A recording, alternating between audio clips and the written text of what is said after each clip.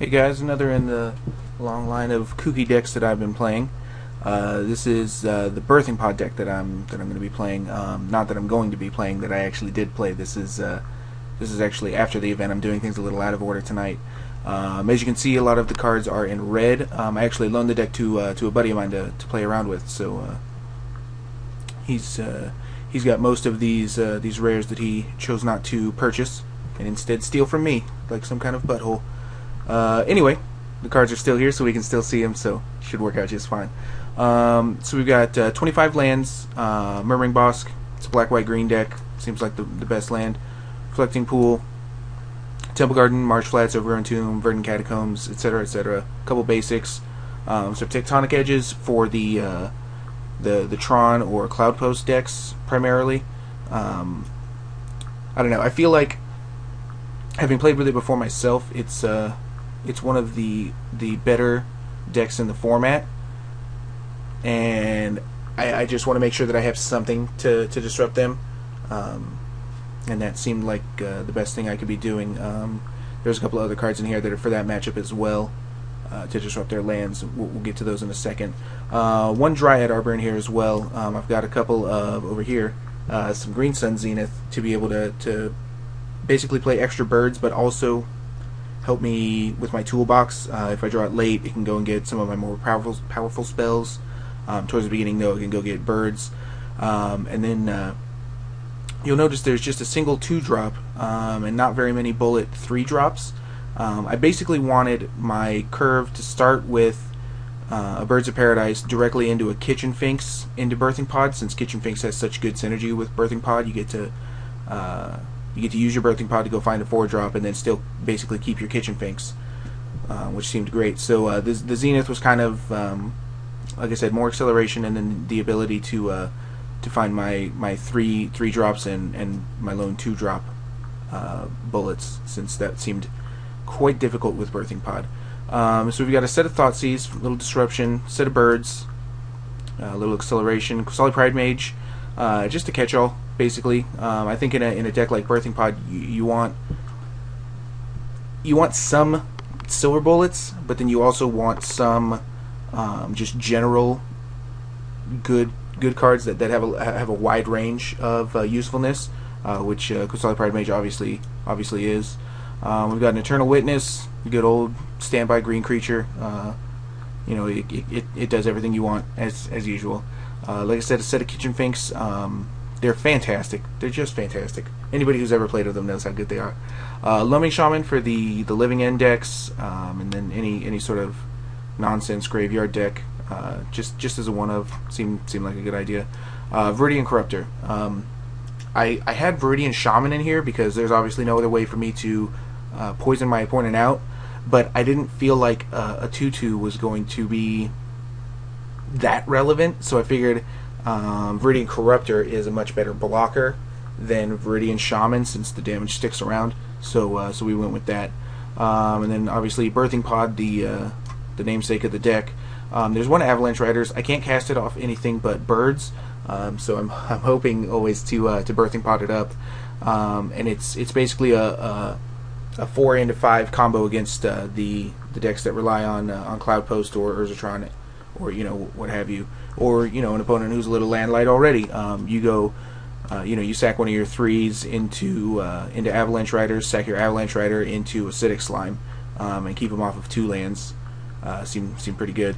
Obstinate Bailiff was actually a card that I expected it to be fine. Like, I almost wanted Loxodon Hierarch here, but I went with this just for the discard aspect. I felt like the regenerating my team usually wasn't going to be too huge, so I figured this might be good against discard, and as you'll see, it actually was pretty good.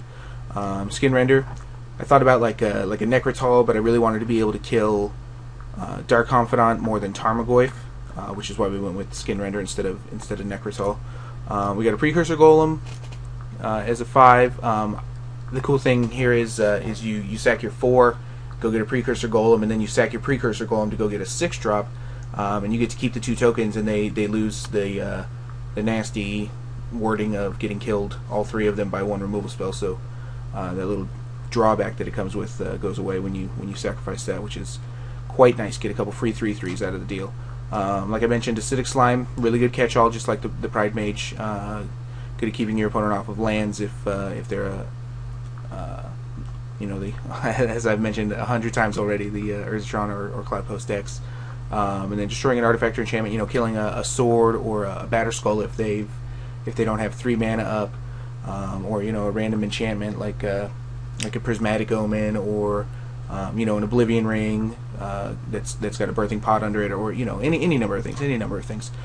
Genesis, good old graveyard card, seemed like a good thing to go fetch up as a 5 and then sacrifice to go get a 6 and then be able to use it out of my graveyard to get back Kitchen Finks or Obstinate Bailouts against the aggro decks, etc., etc. Go ahead and kill a bunch of artifacts and stuff, or it's got 100 uses. Puppeteer Click was one of the cards that I was most excited to have in this list. Just being able to get some huge guy out of their graveyard and bash him with it, and then sack it to your Birthing Pot the next turn and get another huge guy. Just basically anything with Persist is fantastic with Birthing Pot. Just fantastic. Just a couple of 6s. We got a Wormcoil Engine, obviously great. Another one. You'll notice a theme here of cards that I don't mind sacking to my Birthing Pot. Precursor Golem, Genesis, Puppeteer Click, Kitchen Finks, and then Wormcoil Engine. You sack it, you still get value out of it, which is something that I was really looking forward to. And then Massacre Worm for the rush decks, not necessarily Zoo, but like Goblins and especially Elves and Elf combo. Just being able to wipe their team is usually pretty good. It's a little bit slow for Elf combo, so it's probably not the best answer. I've got one in my sideboard that I'll talk about in just a second that I like a lot. And then you ramp that into Elesh Norn, which is basically game over against Elf decks. It's basically game over against a lot of decks. Zoo, pretty much anything. It's just so huge, and the bonus you get to your team is fantastic, and it's so tough for them to keep a creature in play. And then Green Sun Zenith I already mentioned. We'll get to the sideboard. We got some Chalice of the Void, which I just love having this card in my sideboard. It's so good against so many things. On 1 against Zoo or Elves, on 0 against Living End. It's just so good against a lot of different stuff. And there's one Canonist again for Living End, and then also any combo decks. Inquisition also for the combo decks. Viridian Corruptor for more artifact removal against the Stoneforge Mystic decks. I like to be able to keep their swords off of my face, especially Feast and Famine, since I'm all black and green cards. Orzhov Pontiff, another concession to the Elf matchup, which a tiny bit faster than Massacre Worm, just the tiniest bit.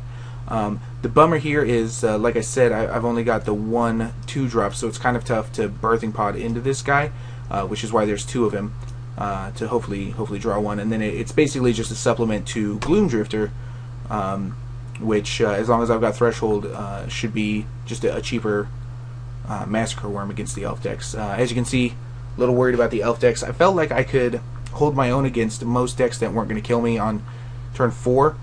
So I kind of overloaded on Elf Hate. Yeah, that's basically where I stand with this format. I feel like the faster a deck is, the more answers you need to it. You have to draw them. Like just as an extra example, I like to play Pauper a lot, and one of my favorite decks to play is the blue-red Cloudpost deck. I'm just a huge fan of Cloudpost, I guess.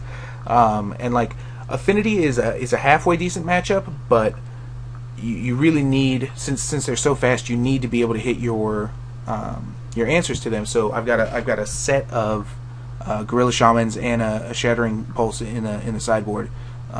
Most lists I've seen play like 2 Gorilla Shamans, but the point is if a deck is going to kill you on turn 4, you need to have enough anti-sideboard cards, hate cards in your sideboard to realistically draw them in a reasonable amount of time, which is why, again, the overload on Elf Hate here, since they're so fast, and then not too much for a lot of other matchups, since I should have a little bit of room to play around with some of the other more powerful cards in my deck. So yeah, that's the that's the overview of the deck. Enjoy the videos, guys.